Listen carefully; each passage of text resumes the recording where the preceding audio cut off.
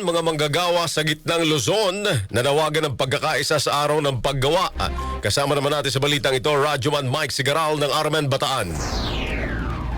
Nakikiisa ang mga manggagawa at iba't ibang sektor sa Central Luzon sa panawagang pagkaisahin ang people and workers ngayong araw ng paggawa upang kondenahin ang umano'y digmaan ng Estados Unidos laban sa Iran at panagutin ang pamahalaan sa katiwalian. Sa ilalim ng temang People and Workers Unite, iginiit ng mga grupo ang pagtutol sa mga pulisya ng United States at ang agarang aksyon sa suliranin ng korupsyon at kapabayaan sa mamamayan. Ayon sa payag, binigyan diin ng mga organisasyon ang epekto ng tensyon sa Middle East sa Pilipinas, partikular sa pagtaas ng presyo ng langis, pagkain at iba pang bilihin na nagpapalala sa kahirapan at gutom. Iginiit din nila ang pangangailangan ng pananagutan sa mga sangkot sa katiwalian at pagbabalik ng umano'y bilyon-bilyong pisong pondo ng bayan na nawala. Nakatakda ang kilos protesta ngayong Mayo 1, ganap na alas 8 ng umaga sa Plaza Miranda, Angeles City, Pampanga, na susundan naman ng marcha patungo sa Santo Rosario Church. Bahagi ito ng serye ng mga pagkilos sa iba't ibang bahagi ng bansa kung saan ilalatag ang mga panawagan tulad ng dagdag sahod, pagtutol sa kasunduang pansiguridad sa US